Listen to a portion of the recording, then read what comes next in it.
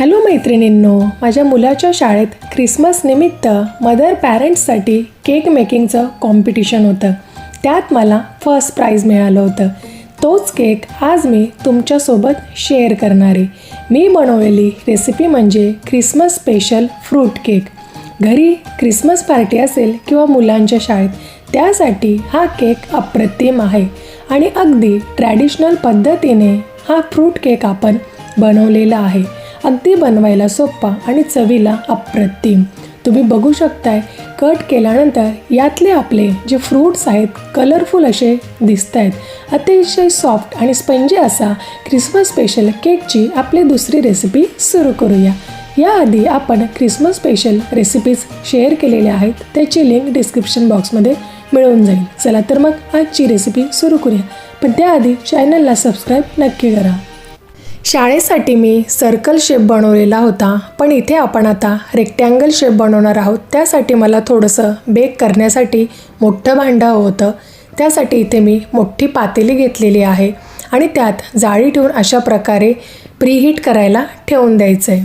आता आपलं भांडं प्रीहीट होतं आहे, तोपर्यंत आपण आपलं केकचं जे बॅटर आहे ते करून घेऊया. त्यासाठी इथे जाळीवर मी मैदा घेतलेला आहे आणि आपला जो मैदा आहे तो गाळून घ्यायचा आहे. गाळूनच घ्यायचा आहे, त्यामुळे आपला केक खूप छान फ्लफी होतो.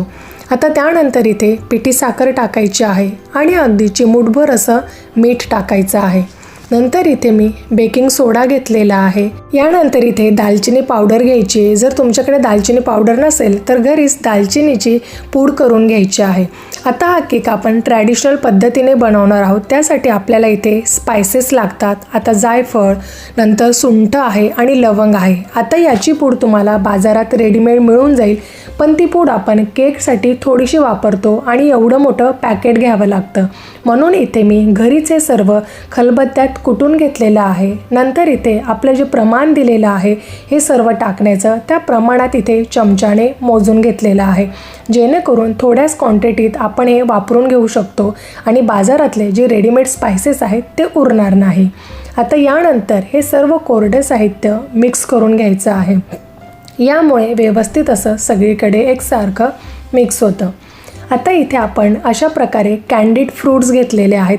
तुम्हाला जवळच्या सुपर मार्केटला एकत्रित असलेले हे कॅन्डीड फ्रूट्स मिळून जाईल, किंवा तुमच्याकडे जर अशा प्रकारे सुट्टे असतील तर त्याचे तुकडे करून घ्यायचे आहेत. आता इथे मी ॲप्रिकोट, अंजीर, काळे खजूर, टुटी फ्रुटी, चेरी त्याचे अशा प्रकारे तुकडे करून घेतलेले आहेत. आता हे तुकडे आधी आपण कोरड्याच पिठात मिक्स करून घेणार आहोत. हे करण्यामागचं कारण म्हणजे आपण कोरड्याच पिठात व्यवस्थित हे फ्रूट जेव्हा कोट करतो तेव्हा ते यात ओलसरपणा असल्यावर सुद्धा ते तळाशी जाऊन बसत नाही. म्हणून अशा प्रकारे पिठाने पूर्ण कोट करून घ्यायचं आहे. आता यानंतर इथे बटर घेतलेलं आहे, मी थोडंसं मेल्ट करून घेतलेलं आहे. बटरच्या ऐवजी तुम्ही तूप देखील घेऊ शकताय. नंतर त्यात व्हॅनिला एसेन्स टाकायचं आहे. नंतर इथे विनेगर टाकायचं आहे. आता हे ओलं साहित्य देखील व्यवस्थित असं विस्क करून घ्यायचं आहे, व्यवस्थित असं मिक्स होऊन जाईल. आता इथे आपलं जे कोरडं होतं साहित्य ते टाकायचं आहे. आता टाकताना एकाच वेळेस सगळं टाकायचं नाही आहे, थोडं थोडं टाकून अशा प्रकारे व्यवस्थित असं मिक्स करून घ्यायचं आहे, जेणेकरून त्याला सर्व असं व्यवस्थित बटर लागेल. आता इथे मी थोडं थोडं टाकून सर्व एकाच साईडने व्यवस्थित असं मिक्स करून घेणार आहे. अप्रतिम लागतो हा केक आणि नेहमीच्या केकपेक्षा स्पायसेस असलेला हा ट्रॅडिशनल पद्धतीने ख्रिसमसचा फ्रूट केक नक्की ट्राय करा आणि तुम्हाला ही रेसिपी नक्कीच आवडेल. आता यात रूम टेम्परेचरला असलेलं आपलं जे दूध आहे ते दूध टाकायचं आहे. आता दूध तुम्हाला कमी किंवा जास्त प्रमाणात लागू शकतं. आता इथे एकाच वेळेस जास्त न टाकता थोड्या थोड्या प्रमाणात दूध टाकून घट्टसर आपलं हे केकचं बॅटर बनवून घ्यायचं आहे. आता इथे तुम्ही बघू शकताय, साधारण एवढं असं घट्टसर आपलं केकचं बॅटर रेडी आहे. आता इथे मी रेक्टँगल शेप घेते. तुम्ही तुमच्या पद्धतीने तुमच्याकडे जो शेप असेल, जो मोल्ड असेल केकचा, त्यात बनवलं तरीही चालेल. आता इथे मी याला थोडंसं तुपाचा हात लावून वरून मैदा भरून घेतला आहे आणि त्याला अशा प्रकारे आपण आता केकचं जे बॅटर आहे ते बॅटर यात टाकून घ्यायचं आहे. ओव्हन नसलं तरी देखील गॅसवर हा खूप छान केक तयार होतो. अशा प्रकारे सर्व बाजूने व्यवस्थित असं पसरवून घ्यायचं आहे, जेणेकरून त्यात गॅप राहायला नको. आणि आता खालीवर थोडासा टॅप करून लगेचच आपल्या ज्या गरम झालेल्या प्रीहीट झालेला पातेली असेल त्यात हे ठेवायचं आहे.